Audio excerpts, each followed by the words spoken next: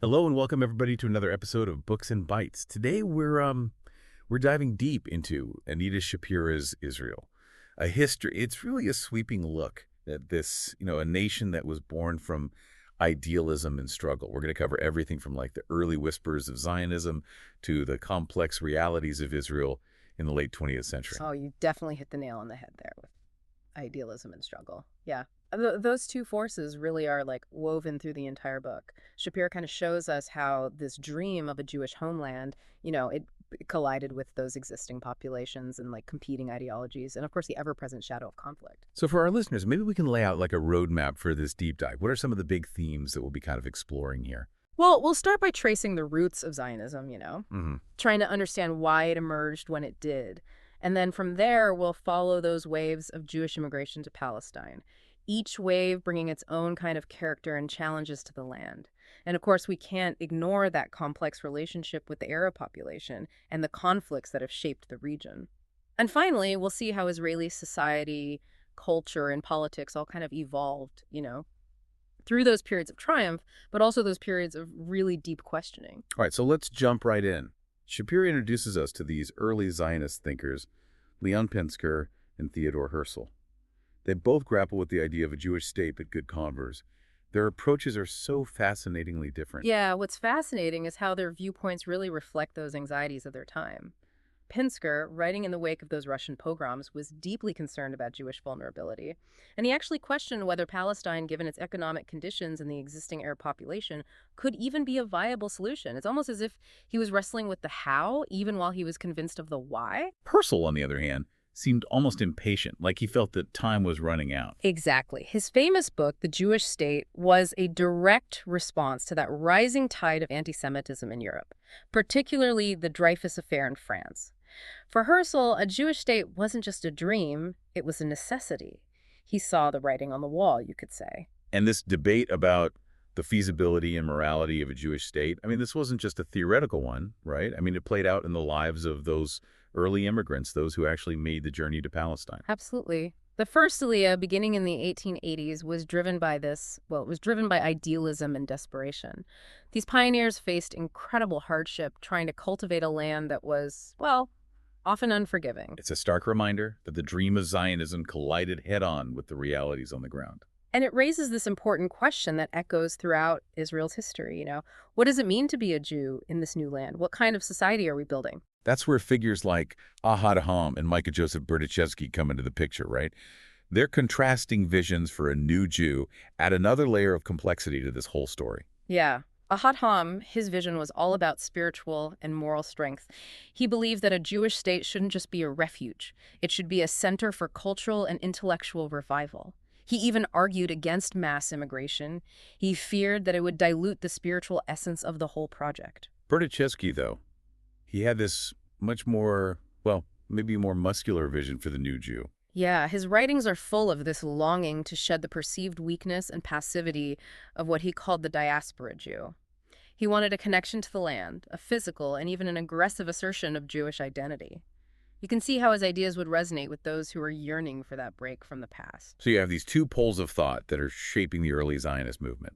Ahad Ha'am focusing on the mind and the spirit, and Berdichevsky emphasizing physicality and that connection to the land. And these tensions played out in some surprising ways.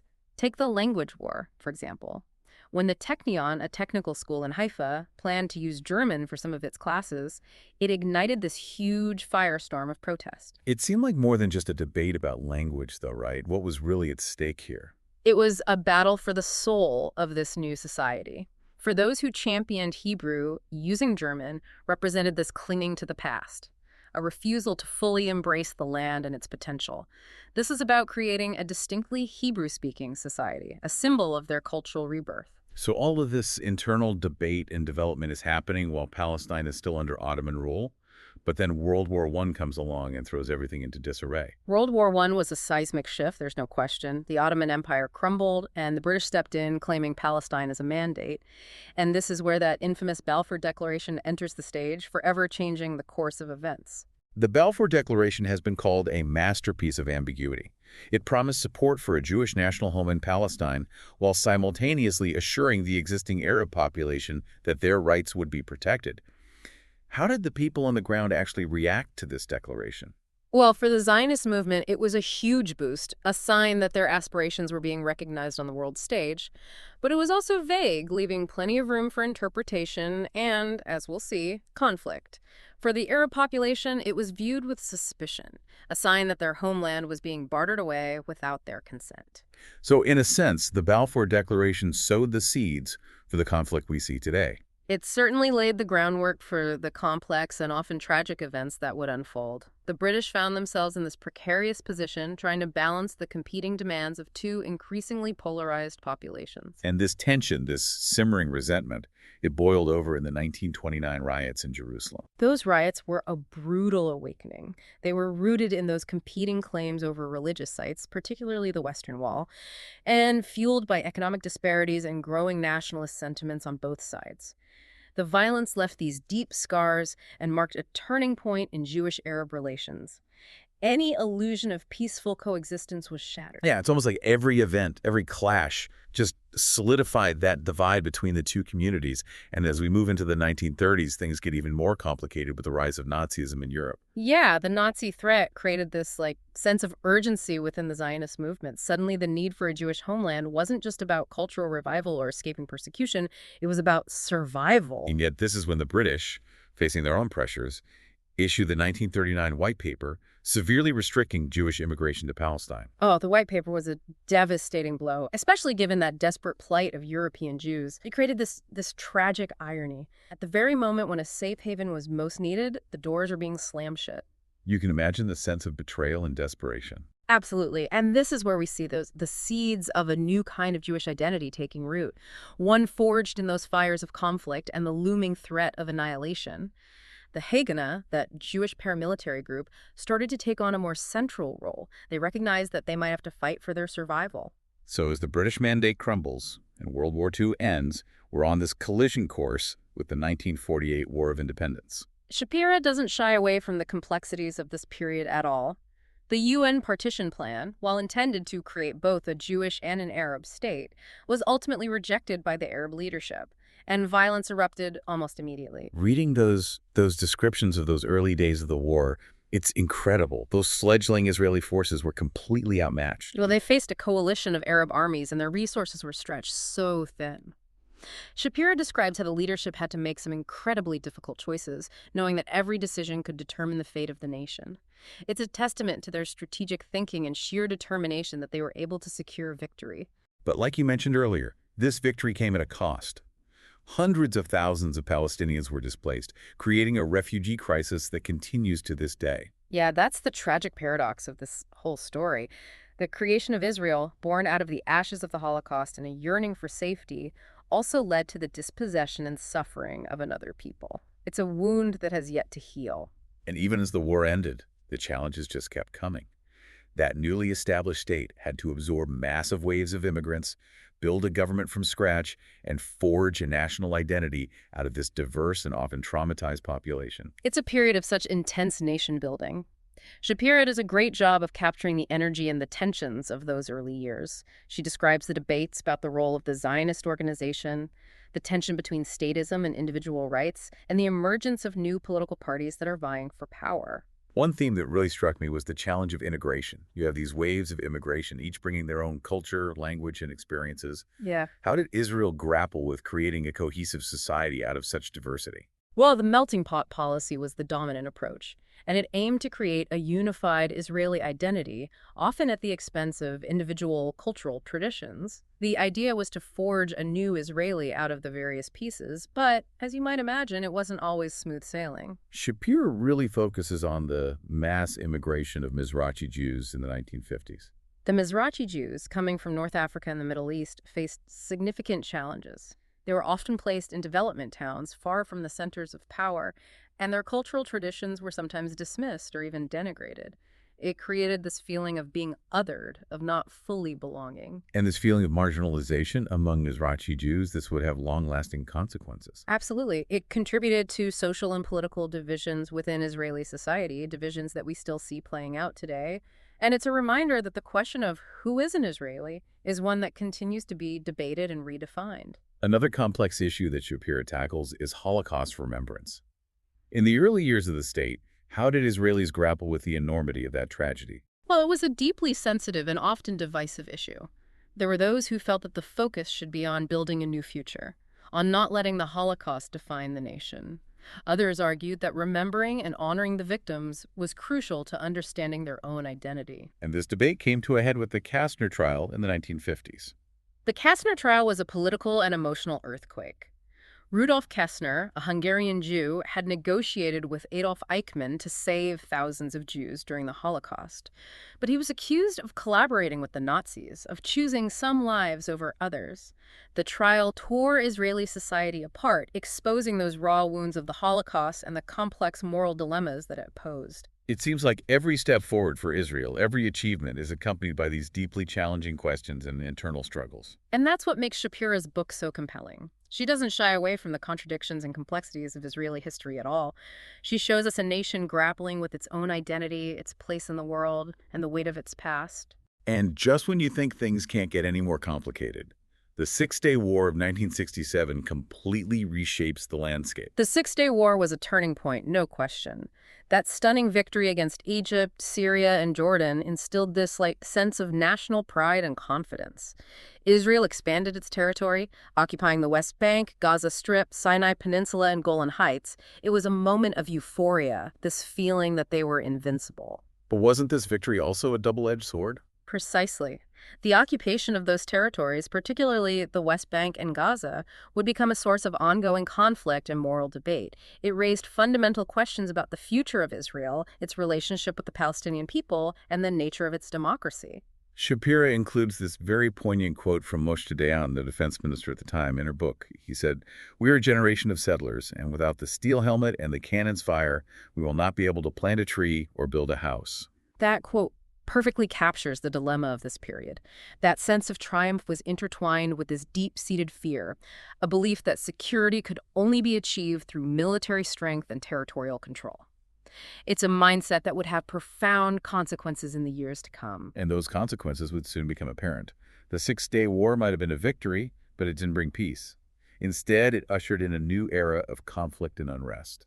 The 1970s would see the rise of the Palestinian resistance movement, the emergence of new forms of terrorism, and the Yom Kippur War, which shattered that illusion of Israeli invincibility. It was a decade of disillusionment and reckoning. Shapira argues that the Yom Kippur War was a national trauma, one that forced Israelis to confront their vulnerabilities and question the decisions of their leaders. Yeah, that surprise attack by Egypt and Syria on Yom Kippur, the holiest day in the Jewish calendar, shook Israel to its core. It exposed flaws in their intelligence gathering, their military preparedness, and their political leadership. The sense of shock and grief was profound, and it led to a period of deep soul-searching. And this soul-searching, this questioning of the established order, would have significant political ramifications. Absolutely.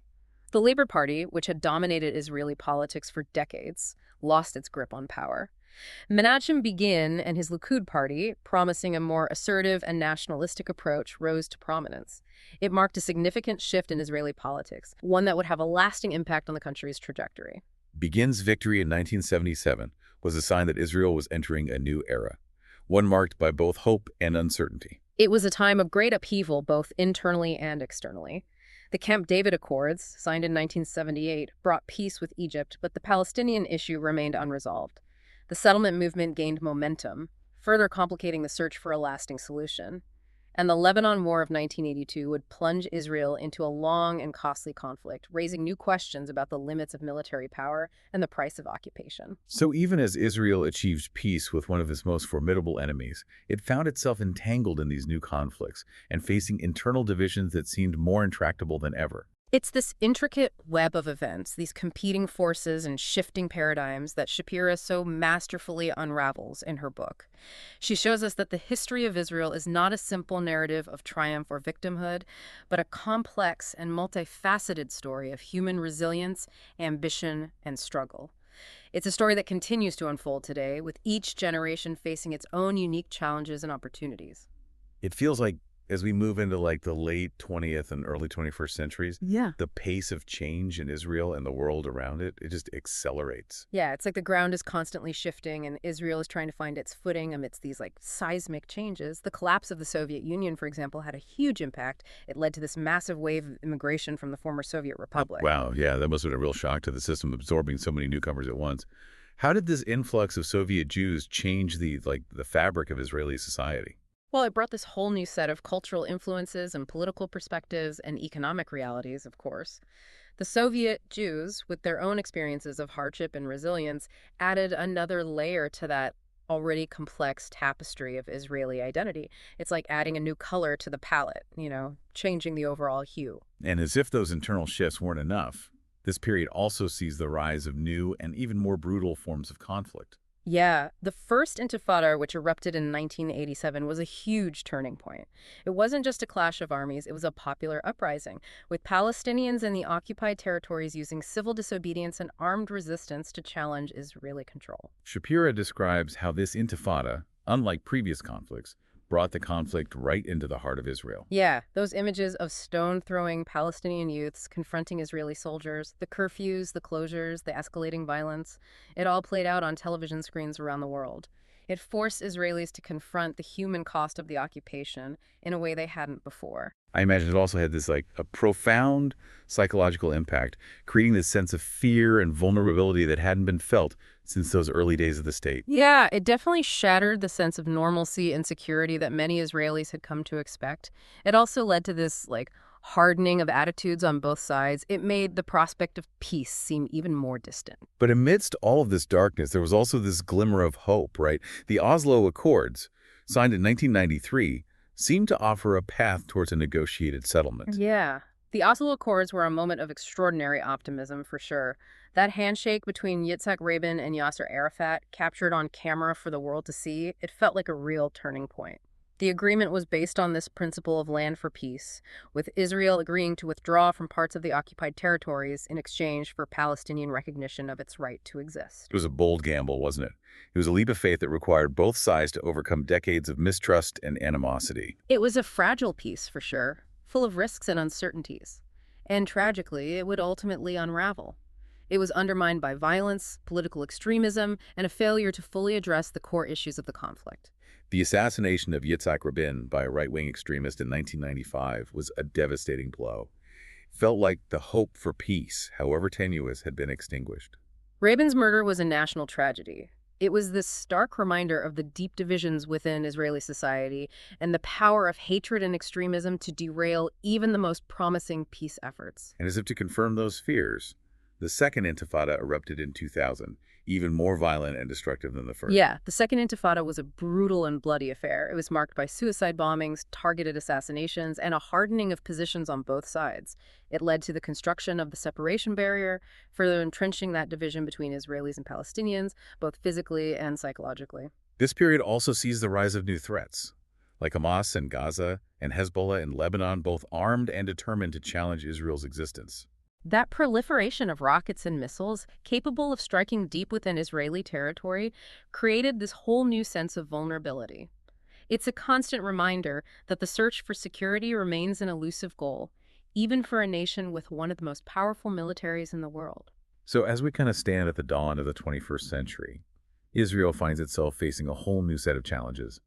Internally, there are those ongoing debates about the future of the settlement, the role of religion in society, and the growing socioeconomic disparities. And externally, there are those threats from militant groups, the instability in the region, and the ever-present question of how to achieve a lasting peace with the Palestinians. It's a complex and often daunting reality. But as Shapira's book reminds us, Israel has a history of overcoming, seemingly insurmountable obstacles. It's a nation forged in adversity, shaped by both idealism and pragmatism. And perhaps by understanding the forces that have shaped its past, we can gain some insight into the choices that lie ahead. As we wrap up our deep dive into Anita Shapira's Israel, a history, what's like the one key takeaway you'd like to leave our listeners with?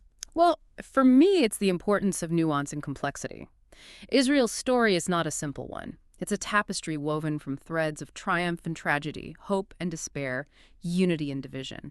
It's a story that continues to unfold, and it's one that demands our attention and understanding. Well, thank you for joining us on this journey through the captivating and often turbulent history of Israel. It's a story that challenges us to think critically, to grapple with difficult questions, and to never lose sight of the human cost of conflict. Until next time, keep exploring, keep questioning, and keep diving deep.